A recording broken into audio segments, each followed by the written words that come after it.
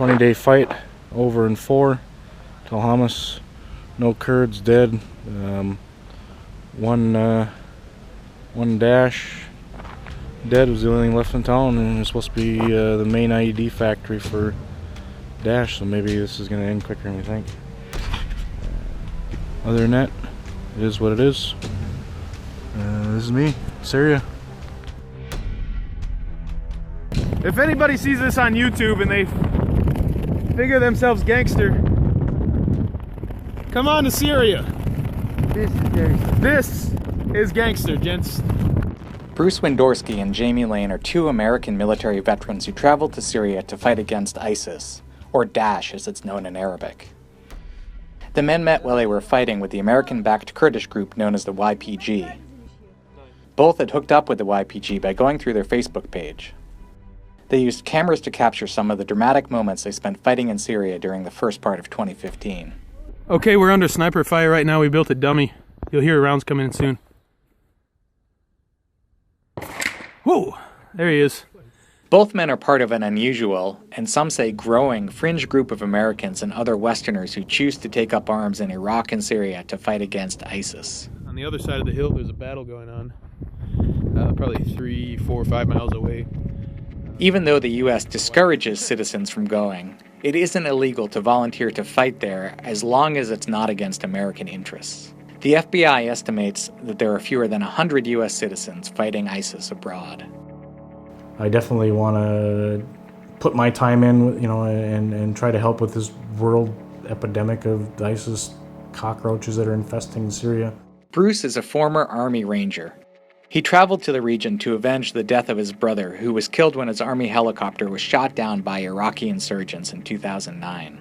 My main goal was to go to Kirkuk where my brother died. But once I figured out that that wasn't going to happen, I told the YPG, I'll go to Syria and I'll fight as a Westerner. And then after that decision was made, and I ended up in Syria. Jamie was a Marine who served 2 tours in Iraq. After seeing a town he had fought in taken over by ISIS, it made him wonder if the sacrifices his fellow Marines made were for nothing. He decided to go back and fight in the Middle East.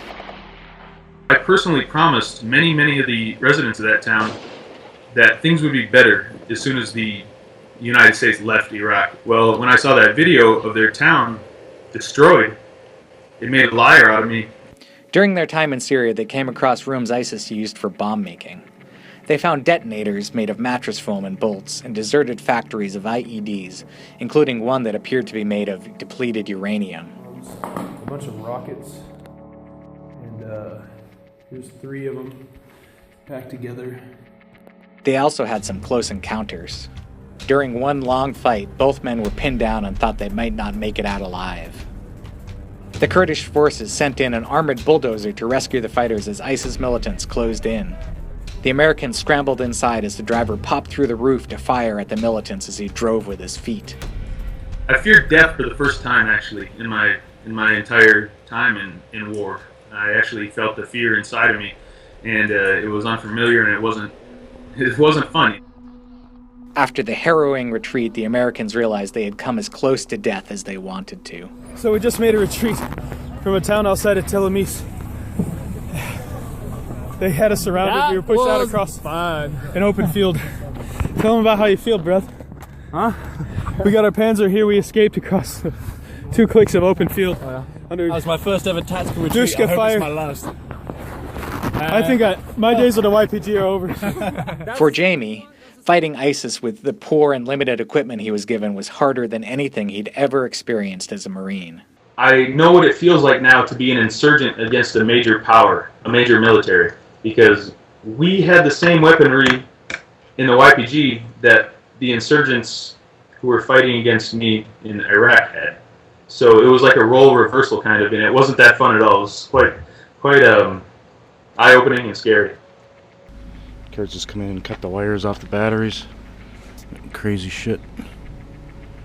It's all 6, there were 7 propane tanks in there. And the YPG thinks that the Westerners rely too much on technology and are not very good fighters and not very good street fighters because they rely on technology to fight. In Kurdistan, you don't have that technology unless you buy it in the black market shops, and just everything else is old Russian sniper rifles, old Russian machine guns.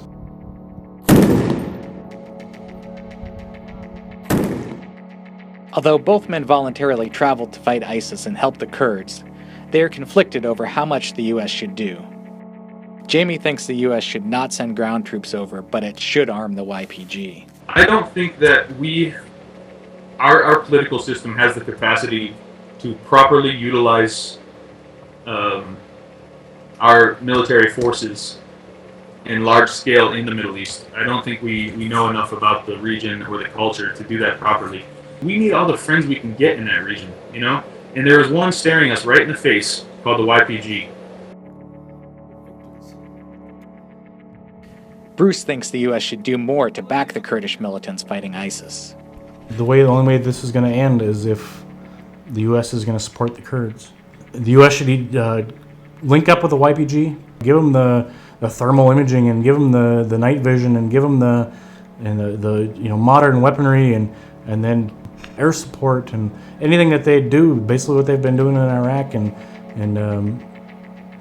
give the Kurds that support to end this. Bruce and Jamie left the battlefield in Syria a few months ago, and they both say they got some kind of closure from their experiences. They still keep in contact with the men they fought alongside and follow events as they unfold in Syria. I didn't want to be guaranteed death, you know? I needed to know that I had a chance to survive, and at that time, when I left, I didn't feel that there was a chance at all for survival if I'd stayed long enough. I think my capacity to fight on the front lines is diminished. I don't have it in me anymore.